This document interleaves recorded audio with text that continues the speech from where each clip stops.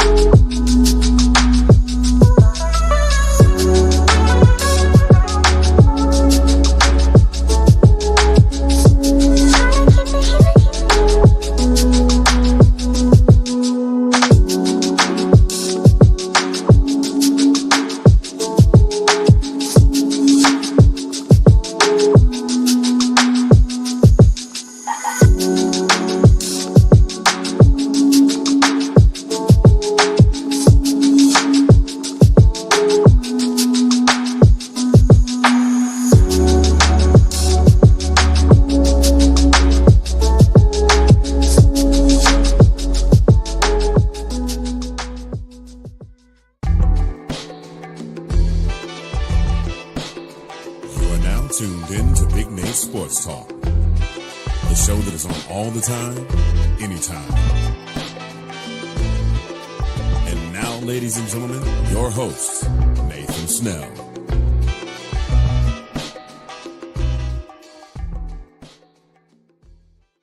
Yes, indeed. Thank you, Mr. Anthony Handy, for that wonderful introduction. Good evening, ladies and gentlemen. It is your host, Nathan Snell of Big Nate Sports Talk.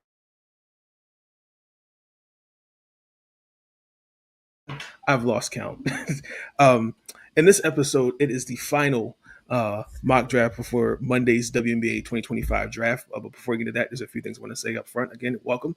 The last time we left off was right at the final, Elite 8, Sweet 16, Final 4-ish. And now we're here. College basketball season is officially over, which felt like an eternity for a little bit. But we're actually getting ready to transition into the WNBA season. I'm excited for that. I think this is actually arguably still will be a good draft class amidst all the transfers and those decided to stay another year, which is totally understandable. And there's also some other things that did occur as well within this draft class. Sean Spencer, what's going on, buddy? Good to see you. Thank you for tuning into this episode. Once the draft concludes Monday, I'll have the draft grades. I'll have those up sometime either by Tuesday at the latest. Same with NFL mock draft 437. If you've noticed, I skipped an episode, so 437. I'm hoping to have Sean Spencer on with me. More than likely, that'll be tomorrow as well.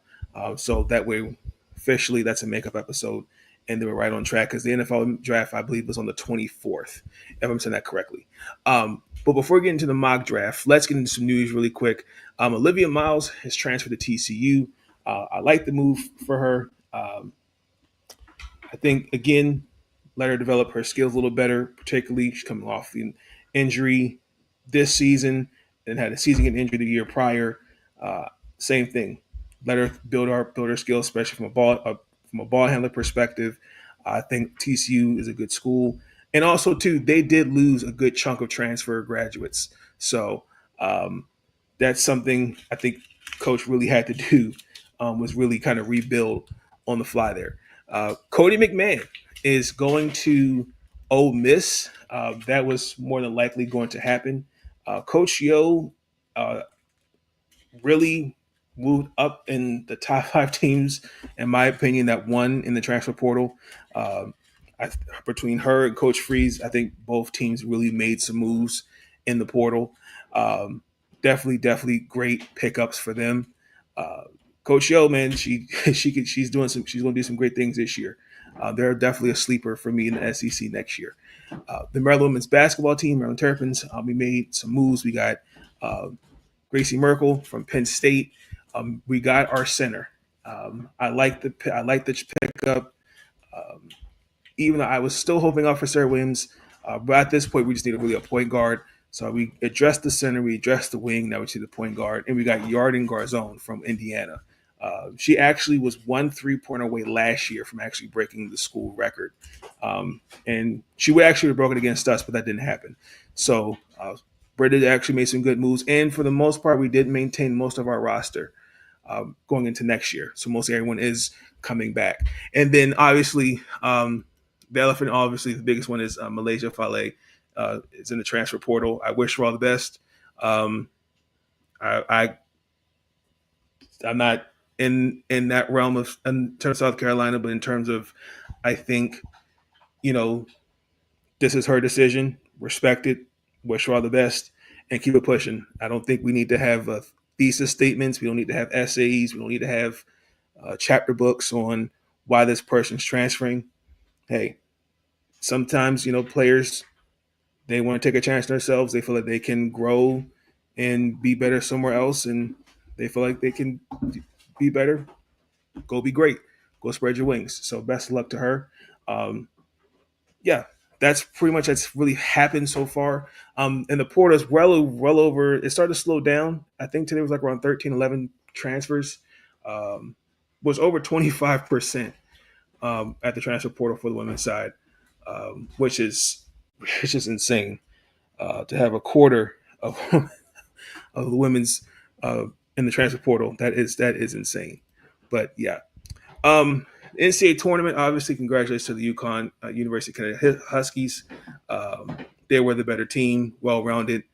They had, on all cylinders on both sides of the ball. I thought more skillful-wise. South Carolina was not built to win a championship. I think they were built to be a Final Four team, not a championship team. Those are two different things. Congratulations. I do have one final thought. I'm going to save that because there was some comments that Coach Oriyama said that I really took some time. I really wanted to make sure I said the right things. I wanted to make sure I said it kind of at the right time. I feel like it's the right time to say it. Get off my chest now. But congratulations to them. It was a great NCAA tournament. I am disappointed we didn't really get to see we didn't get to really see some mid-majors. I mean, we got to see some success stories like Grand Canyon University, who came off a 30-win season. So anything's possible.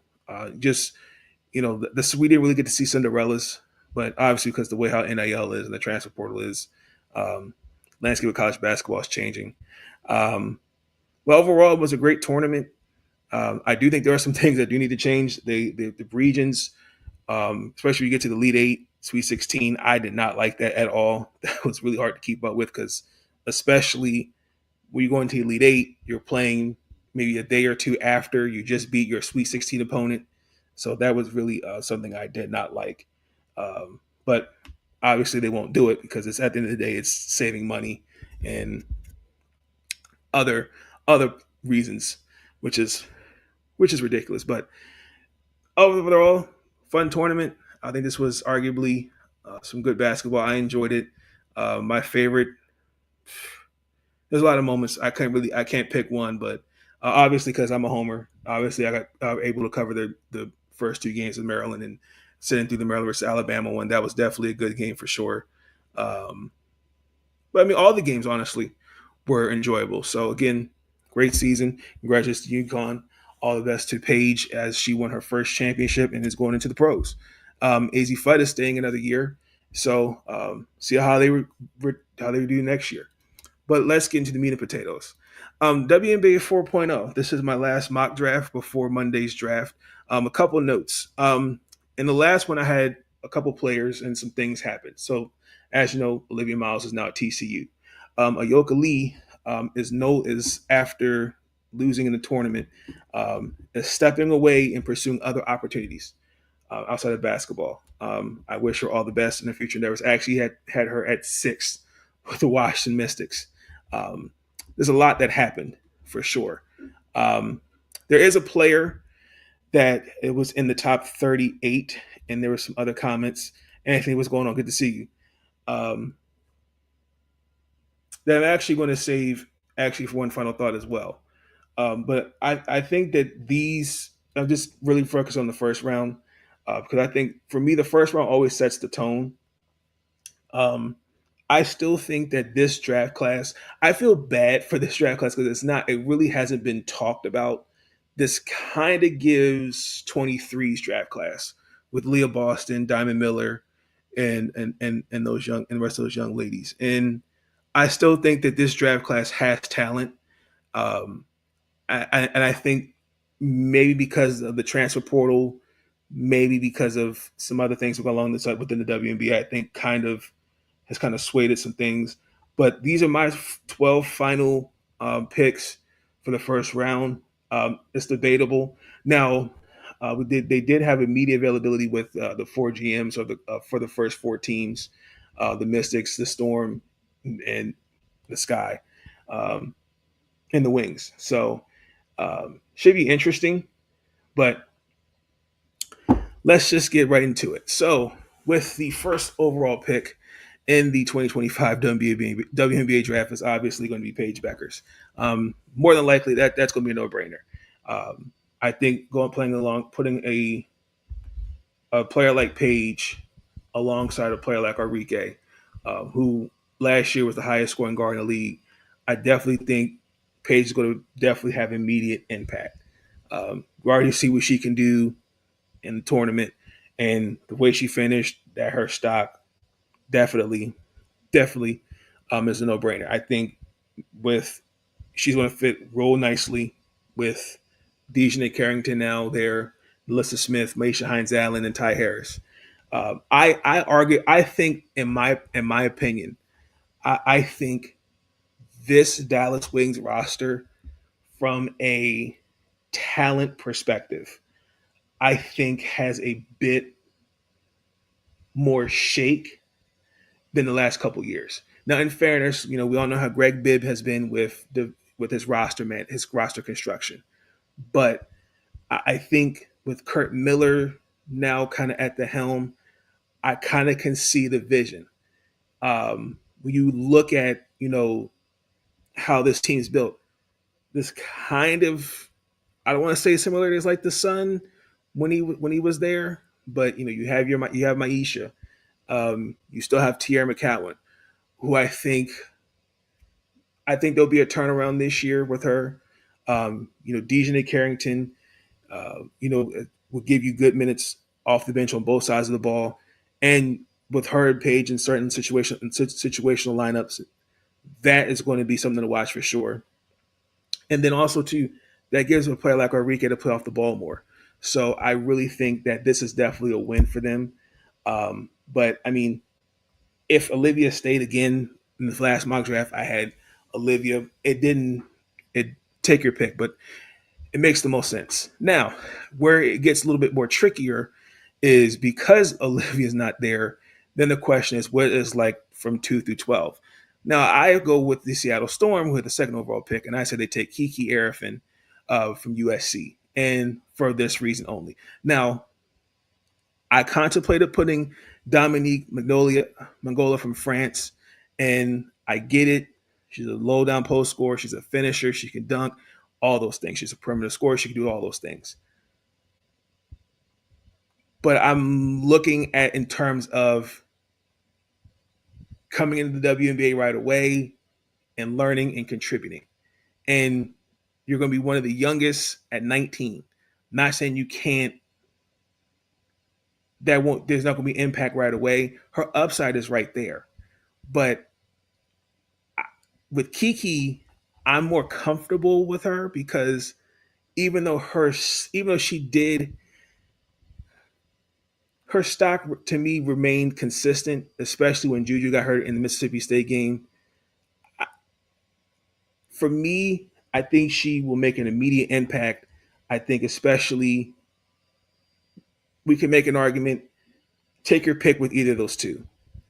I think for me, where you're not in a rebuilding situation, you're still efficient, you still get an efficient rebounder, you get a defensive mind player that can score near the rim, all those things. And you're learning behind outside of NECA, you're still learning. So to me, I think I'm gonna go with the safer pick. To me, in my opinion, which is Kiki. Again, you could take your pick, Dominique at 2, There are a lot of people that have her as high as 3. Me personally, I'm just going to go with I'm more comfortable with Kiki Arifin because one, I think she makes the most sense for Seattle because Seattle's not in the rebuilding mode. Because Seattle next year, if I remember correctly, has 3, 4. I know they have a couple first round picks next year, so that's what you really got to get to see what they're going to do. And then again, also too, like I feel like to me, learning from a player like NECA, either player, but I think Kiki for me makes the most sense. Again, she could create her own offense, quick off the catch off the ball, those things. Um, I'm just comfortable with Kiki with going to Seattle. Now, the Washington Mystics have the next 2 picks, and before we get into that, I would like to uh, give Elena Delle Donne her flowers. I wish her all the best as she announced her retirement uh, recently from the WNBA. I'm not going to even sit here and act like I didn't know this was coming, or act like I know this was coming because I did it. So, congratulations on a career. She definitely did a lot for us. She got us our first championship. I feel bad the way the last really 4 years turned out. If you take away if the pandemic doesn't happen, who knows what that would have been like? We didn't get a parade as a team. Um, and that was kind of a messy. That was kind of a weird season. We gave up all our draft picks for Tina Charles for the 2020 year. Natasha Cloud didn't play. That roster. I mean, we made the playoffs. We lost in the first round to Phoenix. The next year, Elena only played 1 game, and people forget that year Tina was here. She actually was a scoring champion. She led the league in scoring, and that was a mess. And then that's when when Mike Tebow, then GM, they were not rebuild but reset and drafted Shakira Austin and all those things. So she's these last couple years is definitely I feel bad because from a standpoint of I think there was still a lot on the table she had left, but I think I really wish she went out on better terms. But I'm glad is going out, I would say, with a clear mind because some of the things that I've seen and heard on social media towards Delle Donne was really disgusting and damn near honestly, some of y'all need Jesus. I mean, I think to make fun of a player's injuries and then especially when she sits out last year and now all of a sudden the franchise does her dirty. Well, what franchise do you know that still sits by their player, make sure that they still have access to the facilities, they're still getting paid, and secondly, more importantly, that was a choice. So I feel like the team stuck by her. Most teams, in any league, would have just was like, well, okay, thank you for your service, best luck to you. And we didn't do that. So I really, really want to debunk that narrative that the Mystics did her dirty because that did never happened. They stuck by her, and prior to the year she sat out, media day she felt good, and then prior that Atlanta game stepped on somebody's foot, and then that's when the injuries happened. So, but congratulations to her. I wish her all the best in her retirement. Definitely a first ballot Hall of Famer, in my opinion. But with the 3rd overall pick, I'm staying local. I'm going with Cheyenne Sellers. We need a guard because we gave up Errol Atkins for this pick. And I've seen Sonia Citron. I've seen Kiki Arifin. I've seen quite a few players at this pick. And I like Cheyenne, not because, again, she's from Maryland. Well, obviously she's from Maryland, but I want someone that is a versatile combo guard that can do things on and off the ball. And she's coming off a really, honestly good season. I mean, first Maryland player 1,500 points, 500 rebounds, 500 assists. Now, last year, their criticism was, she's not a point guard. Well, she kind of debunked that. And I feel like her defense is what sets the tone for her offense. We know her primary role is not a ball handler, but especially once Bree McDaniel went down, then Sarah Tibiasu, we kind of saw her not, kind of trying to find her stride in the offense. We saw her not only be a ball handler, but also a finisher at the rim and even more of a scorer. I think Shy has the size and the physicality. And especially, even though I think especially her knees at times this year kind of hampered her, I think she'll be fine. I think she makes the most sense for a Mystic team, especially that I've always looked at that prides itself on defense. Now, I also considered, I'm looking here at my notes, I considered Sonia Citron. I think she was great at Notre Dame.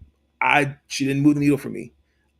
I mean, she's a good option. I mean, she can also do the same thing on both sides on the ball, but the way things looked in the NCAA tournament with her, Hannah, and Olivia, all three players, the way they finished like that, I have questions. And again, not saying she won't do well. I think she'll be fine. But to me, it's all about impact. You could take your pick. Sonia can rebound the ball. Shy can. It's more of again, this is not the Mystics are not, this is not like a 5 to 5 year window rebuild. This is more like a 2-3, within like 3 years, the Mystics should be rebuilt, should be ready to compete. So I'm more comfortable with taking Shy with 3rd overall pick. Now, with the 4th overall pick, I'm going to go with Anissa Morrow out of LSU. Now, the only question is what her position will be when she gets into the W. I get it. Some mock drafts have her as low as 6, 7, 8. I even saw a couple 9s. But to me, like a defensive wing player, I think the biggest thing is she will work her offensive prowess from the perimeter. I think that's something she'll continue to work on. You're going to see that on both sides. I think she'll get better, in my opinion, as she progresses in the W. If you held my feet to the fire, I'd take Sonia here, but hell, I'd even take Kiki here. But I'm gonna go with a player that has a high level motor, especially on the offensive side of the ball, and alongside Aaliyah Edwards, Shakira Austin, and I get it, Emily Enksler. We also did lose a couple players, and I'm trying to build a team for the future now.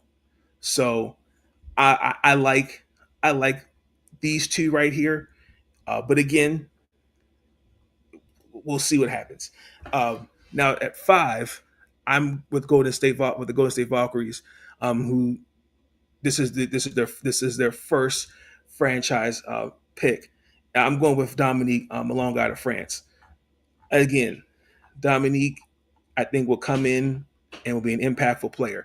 Once she said that she was going to come in, when she was going to commit to playing in the W, I think that opened up the floodgates in terms of, okay, her stock increased. The concern was more of, okay, was she going to stay overseas more? That I know she's a member of the French national team, and she's going to have, your typical international commitments during the summer. And I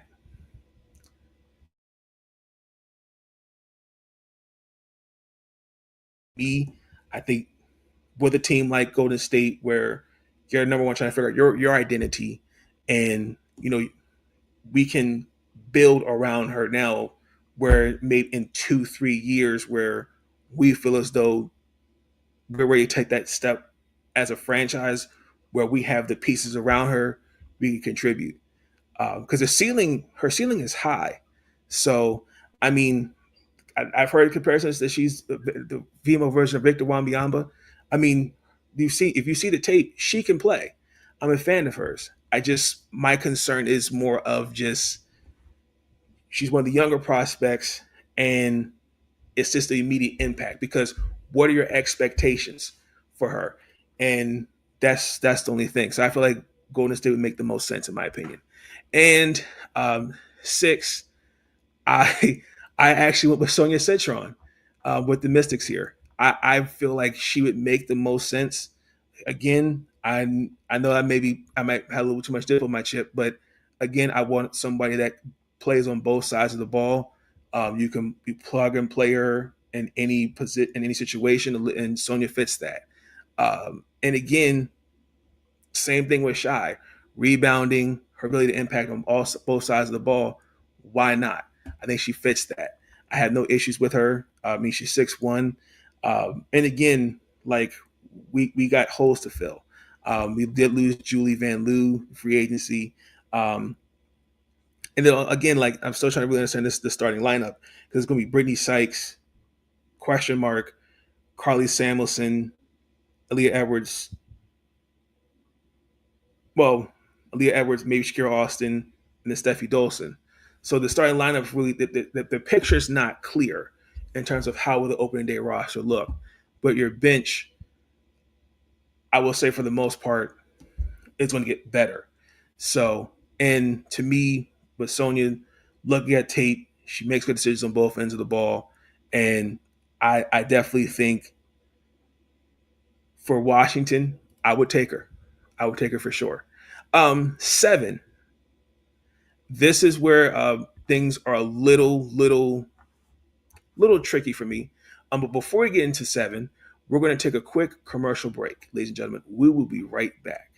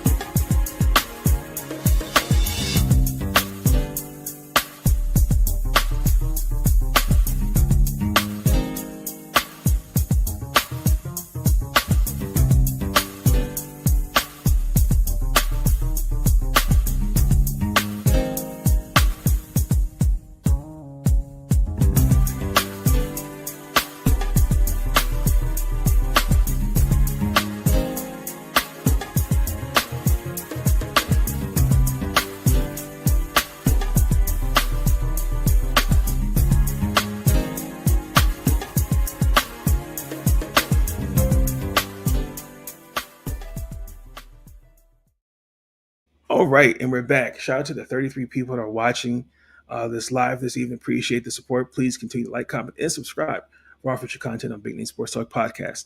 So we're back with it with the last 5 picks of the first round. And we're now in Connecticut. The Connecticut Sun are really going to see a lot differently.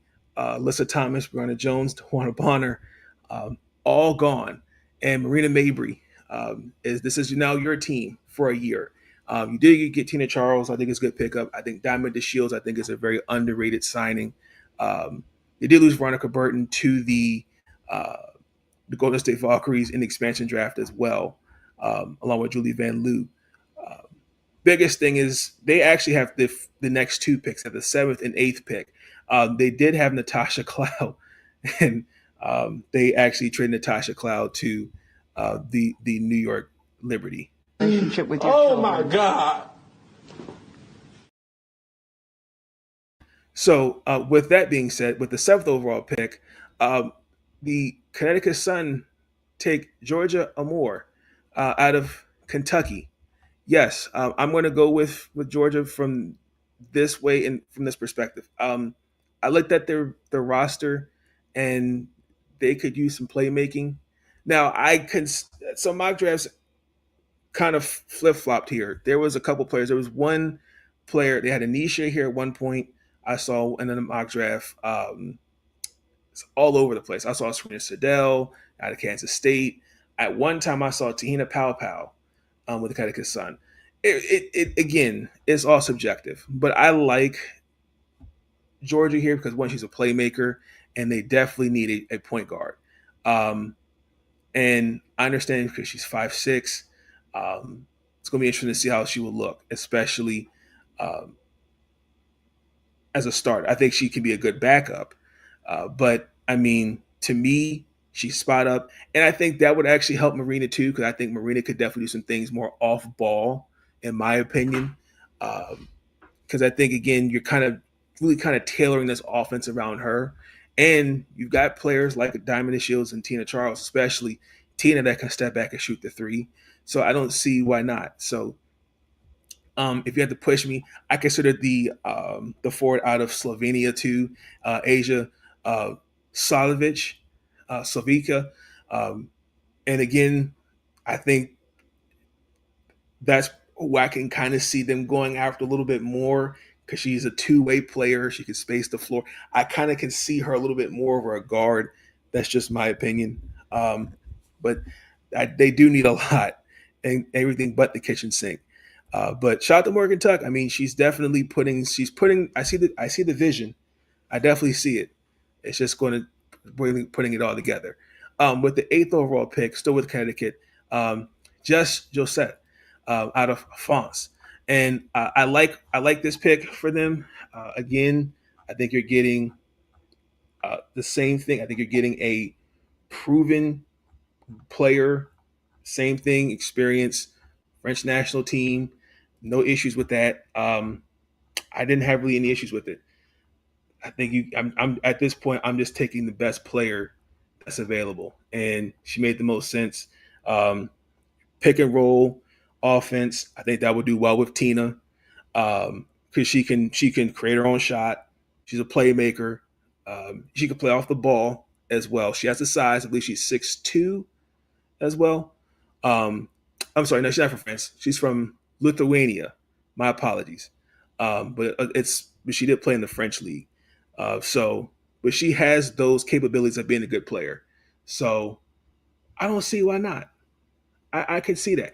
But this is a player that you could develop as time progresses, in my opinion, with Connecticut. And the coach they have, the guy from Belgium, he's really good with developing players, in my opinion. So his system should be really, really interesting to watch.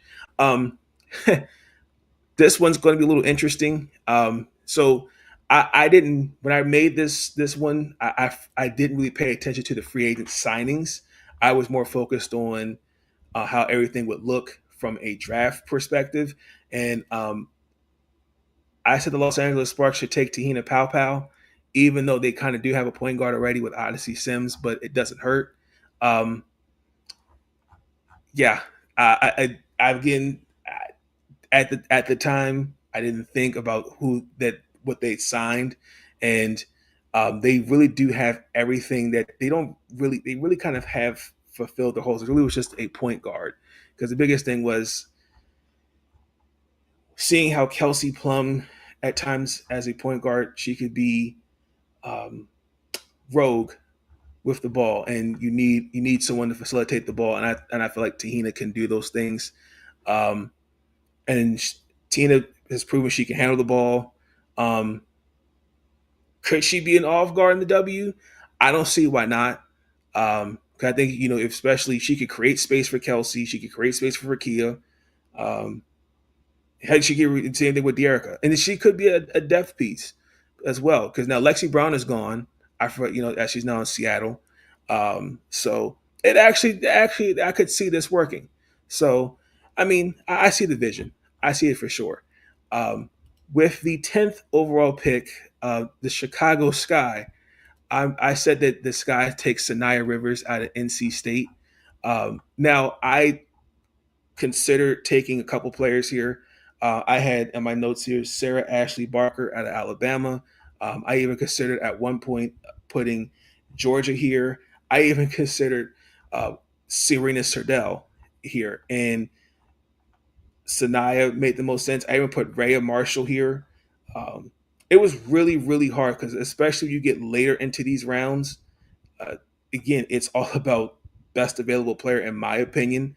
Uh, Sanaya, I think, will be fine. She will need some development. Her decision making, I think, with Coach Marsh, I think he will definitely transition that better. For example, right? Um, if you look at the tape, on the offensive side of the ball, she has the footwork, she has the skills to get by a defender. When I mean get by a defender, she can use her athleticism, her physicality to beat a defender. But she settles for taking jump shots. I want her to be a little bit more aggressive, especially when you're getting to the rim. And those are things that she can definitely work with. And again, I know the Sky are still kind of a team that's, for the most part, I think Coach Marsh has the pieces to work with for sure. But I like it for them. At one point that I saw that they Shy Sellers actually had fell like in a couple of mock drafts like as low as here, and some of the comments were really on X, really disgusting. To not take a All Big Ten player who has accolades and okay, I'm gonna leave it alone. I'm gonna get off that. Number 11, the Minnesota Lynx. I'm going with Sarah Ashley Barker. Now, in fairness, Alabama should have really given Sarah a little bit more love. But again, Alabama is more of a football school, not a basketball school. But we all know that the 45 points that she had against Maryland in the second round of the NCAA tournament, that was obviously some of the best basketball. The last 3 years, Alabama. I know she played the first two at Georgia, if I remember that correctly. She can score the ball. Defensively, I think she'd be a good fit with the Minnesota Lynx. They need scoring. Watching them in the finals, they definitely need some scoring. And they did lose Cecilia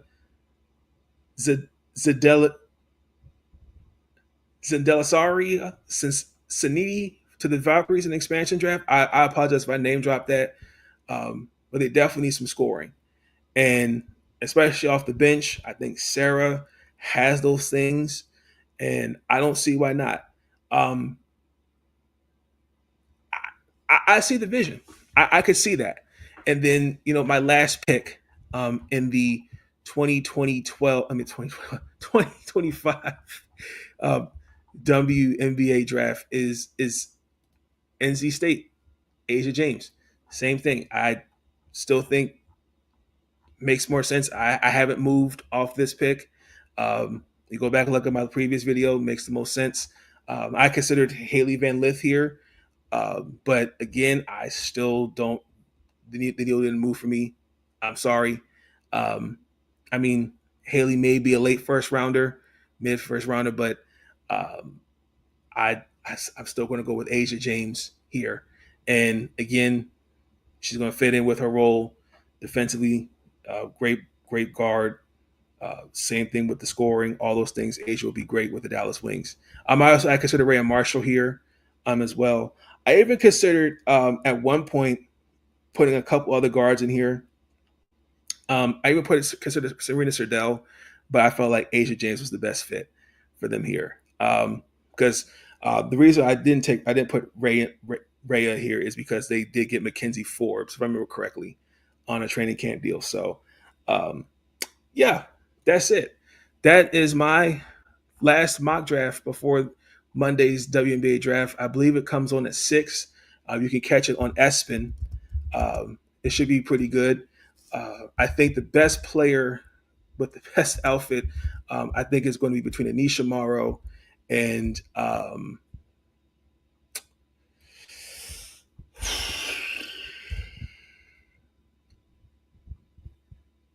I'm going to say Sinai Rivers. I think one of them is definitely going to be the best dressed for sure.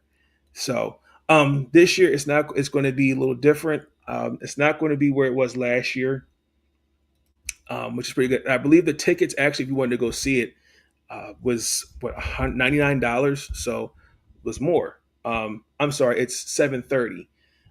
That's what time the draft starts on Monday on ESPN. So it's going to be at the Shed in New York City. I want to wish all the 36 women all the best, as their names will be called in the second and third rounds as well. I know for some teams, that didn't have a first round pick. I know Phoenix does not have a pick until I believe it's the second round. Yes, but it's a new chapter for these young women, and it's definitely a moment where it should be definitely soaked in, taken in, and just be a sponge and embrace the moment, learn, and just go out there and just play. But yeah, that's going to be concluded. Let's get into the one final thought.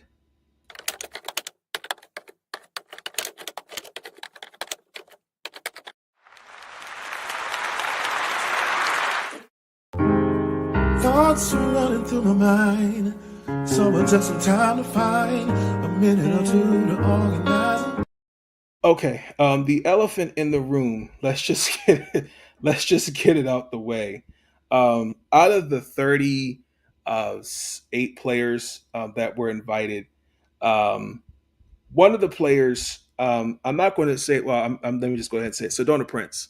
Uh, She finished her last year at TCU, and her name is in the draft.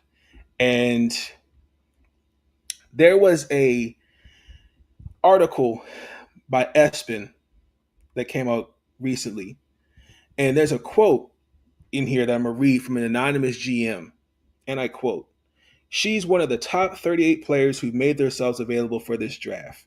If the concern is because of the allegations, I would ask, has that kept a men's player from being eligible to be drafted into a sport?" A GM said. "There are countless instances of allegations made against male athletes and their ability to be employed as largely unaffected." First and foremost,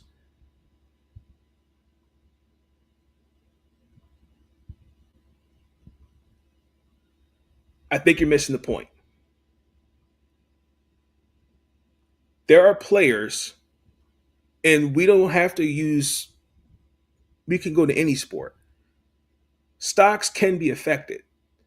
I'm looking right now, the NFL draft, for example, is on the 24th. And I'm seeing some guys right now that their stocks are hurt. One player in particularly was accused of sexual assault. That could potentially affect his NFL draft stock. I watched a linebacker that played for the one time the Dallas Cowboys, Randy Gregory, who could have been a top 10 pick, but because he made a stupid choice with drugs, marijuana to be specific, fell out of the first round, if I remember correctly. For some context, there has been domestic violence with Sedona Prince and her now ex, and it's been documented. And like to me, and it is understand that it's allegations. I understand sexual assault, but to me, she's been accused since if I remember correctly, since 2019 by 4 women of either assault or sexual assault. And one of them back in August was on TikTok, literally. And then just this past January, if I'm not mistaken, an ex-girlfriend and hers were involved in a physical education where both sustained injuries. I believe Sedona sustained a black eye, if I remember correctly. But my point is this, right? It's not just about the off the court stuff. On the court, Sedona has been in school for some time now. She has not moved the needle for me to go, yeah, Sedona will do great in the W. When I did my first all 3 rounds, she's not even drafted. There are 25 players that I would say I say there's 38 players better than Sedona Prince. If you watch that last game in TCU within the NCAA tournament, where's the skill set? Where's the offensive? Where's the finishing at the rim? Where's the post play? Where's the defense? Where are all those things? In the W, if you don't have those things, you are cooked, literally. And And again, you can say what you want. It doesn't stock whether or not there are players, men in men's sports, for example. There is a baseball player. There's a couple of baseball players. I'm gonna give you an example. Player for the Braves, he was suspended. Martel Ozuna, domestic violence, he was suspended. There's a pitcher for the Dodgers, he was suspended.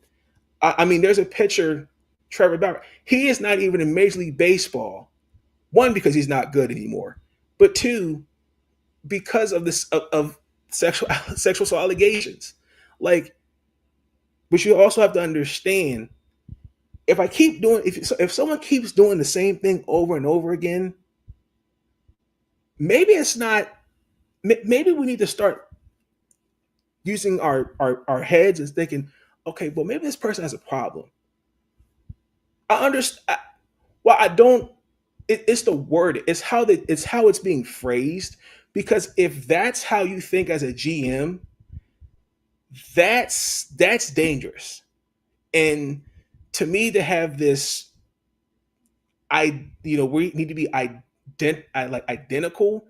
I No, I can't agree with that because, again, we don't know who said this. This is anonymous, but I think that this was very, very. That's yeah that was definitely, that was something I just didn't agree with. I thought that was wild, and even you see it in the NFL currently, in the NBA. I mean, there's a basketball player who the mother of his kids literally posted pictures of her being abused, and he got a slap on the wrist, and he got a contract extension. But again, I understand we're in this society of innocent to prove until guilty. But when do we start holding people accountable? I mean, the Baltimore Ravens have a kicker who is I can't. It's hard for me to put greatest kicker of all time, and he's got allegations on his name now. Like, I'm not saying like Sedona's not won't. I'm not saying like Sedona. Like, I'm a believer of giving a person second chances, but this is a history, and even but outside of that, on the basketball court, has she gotten better as a player? No. And again, realistically, she has been in school since 2018. I mean, most of her draft class is already pros. And in fairness, I understand she got hurt. She had injuries. I get all that. But it's like, I mean, come on now. So I was very, very surprised with that statement. And again, the wording, because words have power. And I don't know who this GM is, but I really, really am disappointed that that is the mindset, because it's essentially you're that's not that's not cool. But because I mean, it just because it's happening on one side, it shouldn't happen on the women's side. That's the best way I could say it. And again, you if we're trying to be if you want a league like the WNBA to be in the forefront of something like this, women's rights, you gotta kind of, you can't have that type of mentality, if that makes sense. Then where you go, well, on the men's side, their draft stocks aren't affected, but like, I don't know. So, yeah, that's my first one. Final thought. The last one, final thought, was Coach Gino Auriemma took a dig at South Carolina, particularly Asia Wilson, in referencing bringing the statue, some players and other things like that. First and foremost, I'm basically paraphrasing it. But I think that's disrespectful not only to South Carolina, Asia Wilson, but I think that's disrespectful to other programs that are not UConn. Um, some of us don't have the benefit of needing to have the number one and number two best players in the countries to win national championships. But but that's been his aura for the last over 4 decades now. So there's not too many schools that can say I got to a national championship. I mean, there's not too many schools that say I got to an NCAA tournament. So words have power, and I can tell he's been bothered the last couple years because, at some point, someone's always going to take you off the throne. And that's okay. But, there's no shame in saying, hey, you know what? That's a damn good team over there. Hey, they deserve their flowers. You can do both things at the same time. But I guess for some, we just don't do that. But it is what it is. But ladies and gentlemen, that's going to conclude this episode of Big Nate Sports Talk Podcast. I hope you're all doing well. Hope we're all staying safe. Thank you to the 47 people that joined me this evening. Let me know your thoughts in terms of how you think the WNBA draft is going to look. Who is your favorite player looking out, coming out to see be on your favorite team? Your surprise draft pick, who you think would be a good fit for your team, and then we'll talk about it with the draft grades. But until then, please like, comment, and subscribe. Enjoy the rest of your weekend. Check on loved ones. Stay safe. And ladies and gentlemen, always remember, touch grass and do something fun for yourself. Listen to music, take a walk, de-escalate from any situation that you're going through. Because at the end of the day, there are certain situations that don't need stress, and we don't need to make something that's so small, making something so big. We're out. Peace. Stay up. Producers. Thank you for tuning in to Big Nate Sports Talk. If you enjoyed that episode, be sure to like, subscribe, and share Big Nate Sports Talk. It's on all the time, anytime. And I want to thank you. All I want to do is say thank you.